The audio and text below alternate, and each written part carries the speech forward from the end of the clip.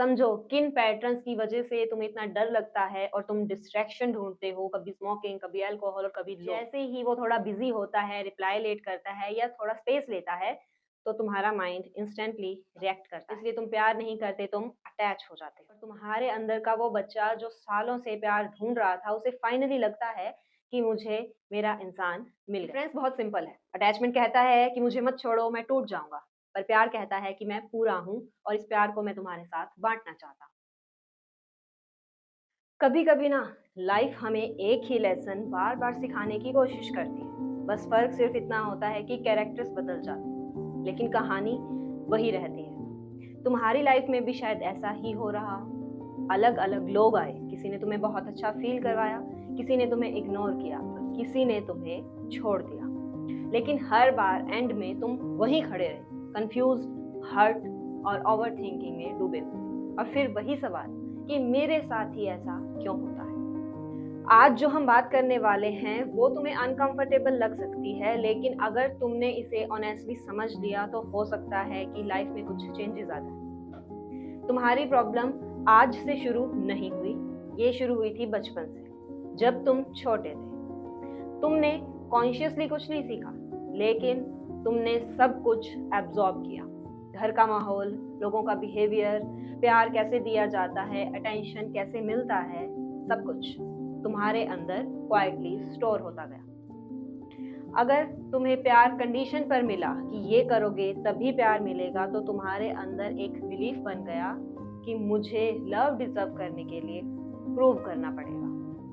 अगर तुम्हें इग्नोर किया गया या तुम्हारी फीलिंग्स को लाइटली लिया गया, तो तुम्हारे अंदर एक और बिलीफ बन गया कि मेरी फीलिंग्स इम्पोर्टेंट नहीं है।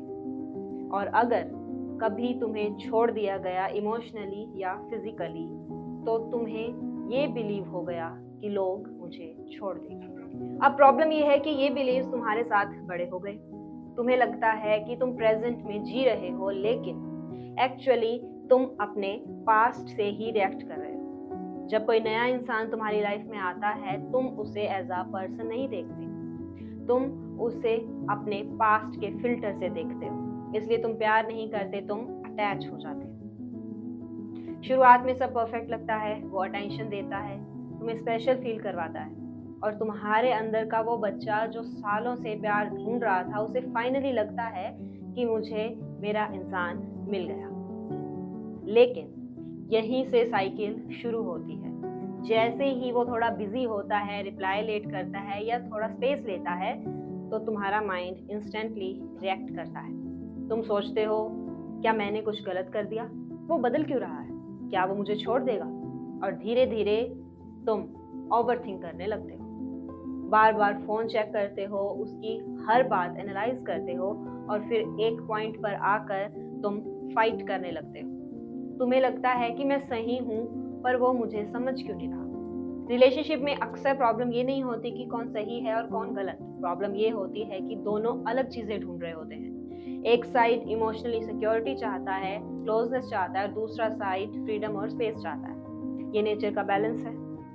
लेकिन जब अवेयरनेस नहीं होती, तो ये बैलेंस पेन बन जाता है, और फिर एक दिन वो इंसान बदल जाता है, या दूर हो जाता है, या कंप्लीटली चला जाता है।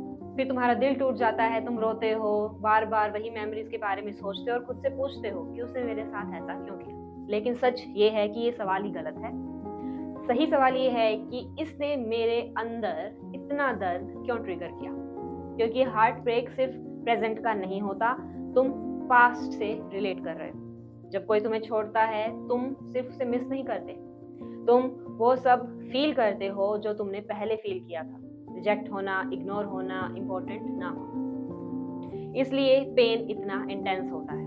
और यहीं पर एक और डेंजरस पैटर्न शुरू हो जाता है, एडिक्शन।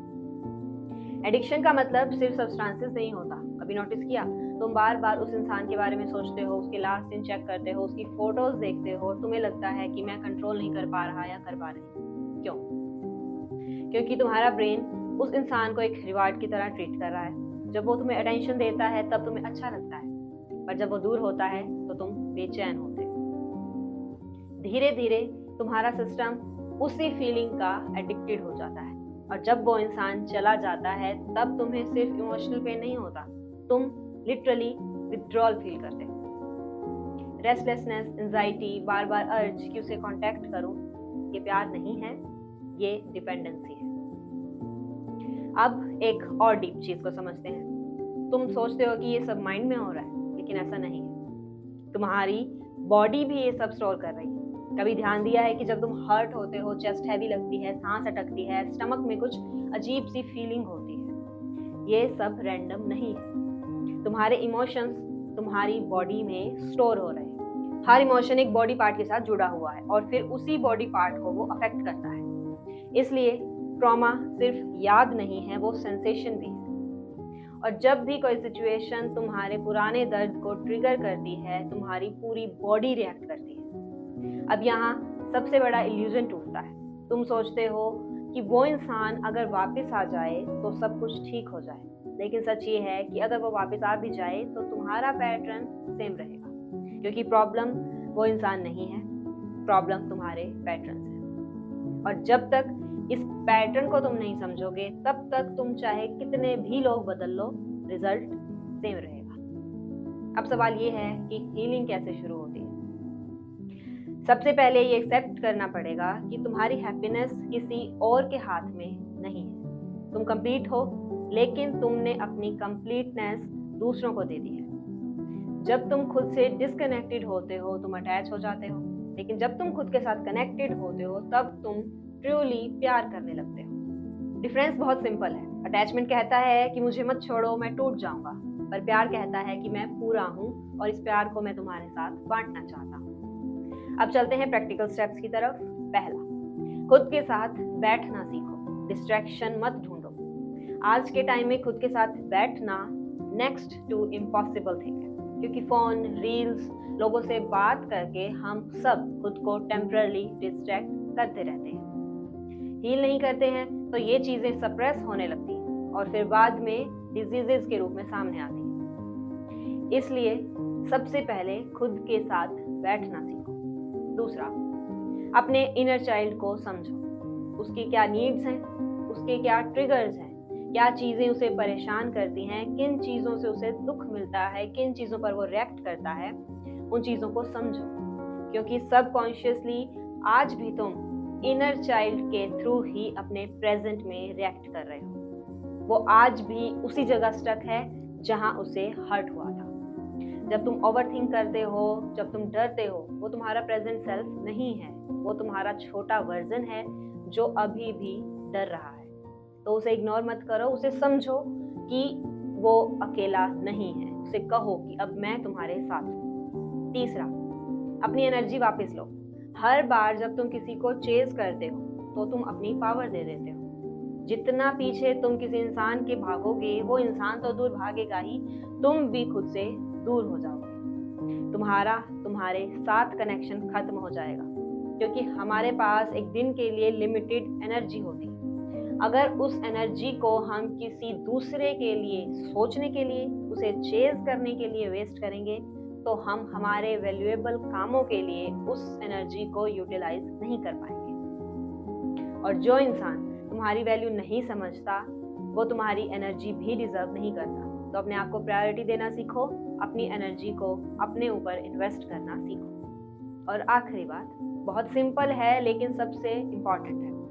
जिंदगी के एंड में ना ये लोग रहेंगे, ना ये सिचुएशन, क्योंकि एवरीथिंग इज चेंजिंग। सब कुछ बदल रहा है, कुछ भी सेम नहीं रहता। हर सेकेंड हर चीज बदल रही है, लेकिन एक चीज जो रहेगी वो है तुम। इसलिए सच में पीस चाहिए तो उसे बाहर मत ढूंढो, वो तुम्हारे अंदर है।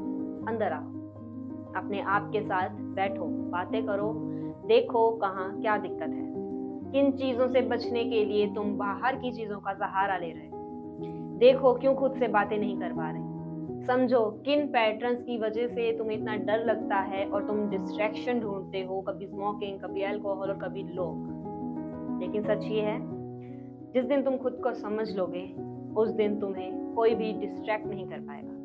कोई तुम्हें छोड़कर तो जाएगा, लेकिन तुम टूटोगे नहीं, क्योंकि तुम्हें सच का पता होगा कि हर चीज बदल रही है। जो चीज कभी तुम्हें परमानेंट लगती थी, आज उसकी सच्चाई जब तुम देखोगे तो तुम समझ जाओगे कुछ भी एक जैसा नहीं रहता।